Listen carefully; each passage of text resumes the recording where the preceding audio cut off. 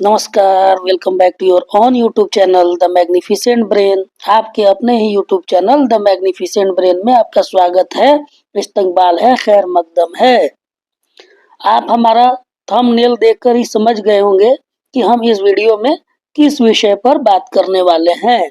जी हाँ, ट्रांसफर के बारे में अगर आप जानना चाहते हैं और सही जानकारी चाहते हैं तो आप सही वीडियो देख रहे हैं। इस वीडियो में हम ट्रांसफर से संबंधित कुछ तकनीकी पक्ष को भी जानेंगे। इससे पहले आप देखे होंगे कि बीते दिनों ट्रांसफर के मैसेज को लेकर बहुत सारी बातें आई जो एक अफवाह साबित हुई।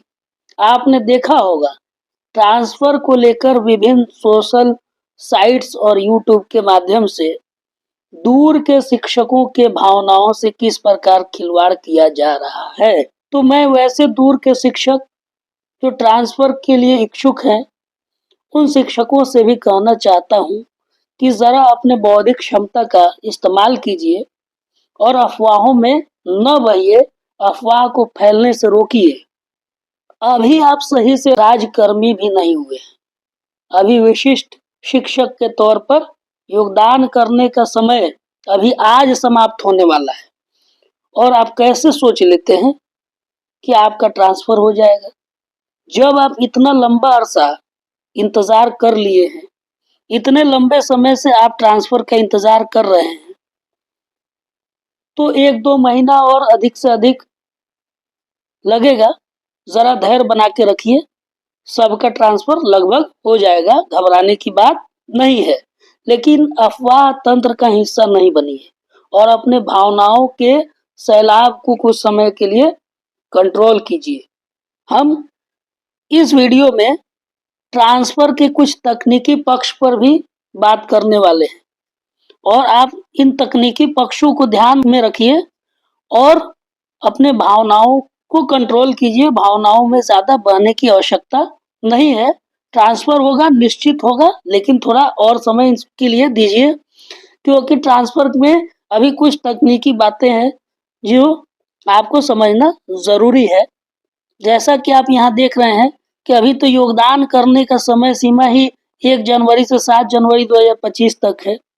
अभी 7 जनवरी के बाद विभाग इस बात पर समीक्षा करेगा कि कितने लोगों ने योगदान किया है, अभी कितने लोगों ने योगदान नहीं किया है। इन सभी मामलों पर अभी समीक्षा की जाएगी। जब तक 100% योगदान नहीं हो जाता है और योगदान हो जाने के बाद जब तक इसका सेंट्रलाइज आंकड़ा विभाग तक नहीं पहुंचता है, तो आपका ट्रांसफर कैसे हो पाएगा। और एक और चीज है जिसमें आपको बात कही गई है तकनीकी योगदान के बारे में, यानी सेंट्रलाइज तरीके से डाटा तभी इकट्ठा हो पाएगा जब आपका तकनीकी योगदान हो जाएगा। तो अभी तकनीकी योगदान में समय लगने वाला है। जब तक तकनीकी योगदान नहीं होगा तब तक सही सही जो आंकड़ा है विशिष्ट शिक्षकों का विभाग तक नहीं मिलेगा। आगे हम तकनीकी पक्षों पर बात करेंगे, उससे पहले आपको हम बता दें कि आप हमें फॉलो कर सकते हैं फेसबुक पर, हमारे टेलीग्राम चैनल को ज्वाइन कर सकते हैं, टेलीग्राम ग्रुप को ज्वाइन कर सकते हैं, इंस्टाग्राम पर फॉलो कर सकते हैं। अब हम यहाँ बात करने वाले हैं कि तकनीकी पक्ष क्या क्या है। अभी ट्रांसफर में कौन कौन सी मुख्य बातें हैं जो ट्रांसफर में बाधक है। तो पहला चीज है कि अभी तकनीकी योगदान भी नहीं हुआ है। विशिष्ट शिक्षकों का तकनीकी योगदान नहीं हुआ है। जब तक तकनीकी तौर पर टेक्निकली आपका योगदान नहीं हो जाता है, तब तक एक सेंट्रलाइज्ड डाटा विभाग तक नहीं पहुंच पाएगा कि कितने लोगों का योगदान हो चुका है और अभी कितने लोग ऐसे हैं जो अभी योगदान नहीं किए हैं। इस पर विभाग विचार करेगी। जो योगदान नहीं किया होगा उसके लिए समय सीमा बढ़ाई भी जा सकती है, जैसे पूर्व में किया गया है। तो ये एक पक्ष है कि अभी तक तो सभी का योगदान ही नहीं हुआ, तब तक ट्रांसफर की बात होने लगी।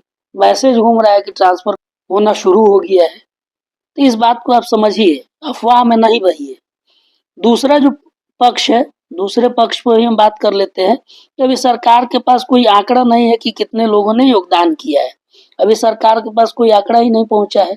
जब तक सेंट्रलाइज आंकड़ा नहीं होगा, केंद्रीकृत तौर से वो नहीं जान पाएगा कि किस जिले में कितने लोगों ने विशिष्ट शिक्षक के तौर पर योगदान कर लिए हैं तब तक आपके ट्रांसफर का सवाल ही नहीं उठता है।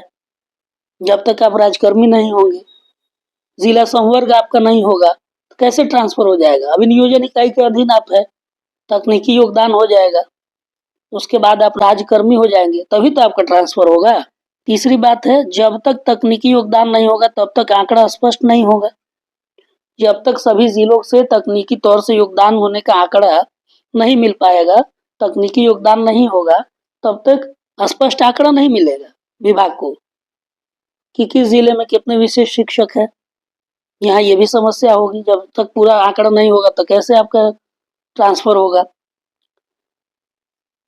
जब पोर्टल पर योगदान हो जाएगा, तकनीकी योगदान हो जाएगा, तब शुरू होगा ट्रांसफर की प्रक्रिया। जब आप तक पोर्टल पर तकनीकी तौर से योगदान कर लेंगे, सारा आंकड़ा स्पष्ट हो जाएगा, तो निश्चित रूप से आपके ट्रांसफर की प्रक्रिया शुरू हो जाएगी। और होना ही है, इसको लेकर सरकार मिशन मोड में काम कर रही है। निश्चित तौर से होगा, सभी का ट्रांसफर हो जाएगा, इसमें घबराने की बात नहीं है। कुछ दिनों की और बात है, धैर्य से इसको काट लीजिए। पांचवा चीज है, स्क्रूटनी का कार्य अभी सोमवार से ही शुरू हुआ है। अभी स्क्रूटनी शुरू ही हुआ है, तब तक ट्रांसफर का मैसेज आने लगा। ये समझ से परे है कि स्क्रूटनी का कार्य अभी सोमवार से शुरू हो रहा है, तब तक ट्रांसफर भी शुरू हो गया आपका। इसको समझिए आप, इतना तो समझ सकते हैं। अंतिम पॉइंट है कि 16 सदस्यीय अधिकारी गण सोमवार से शुरू किए हैं स्क्रूटनी। अभी 16 सदस्यीय टीम बना है। अभी इस बात को लेकर ही अफवाह चल रही है कि सरकार ट्रांसफर को टालना चाहती है। अगर सरकार टालना चाहती तो 16 सदस्यीय टीम क्यों बनाती, 2-4 व्यक्तियों का टीम बनाती, ताकि और ज्यादा समय लगे स्क्रूटनी करने में।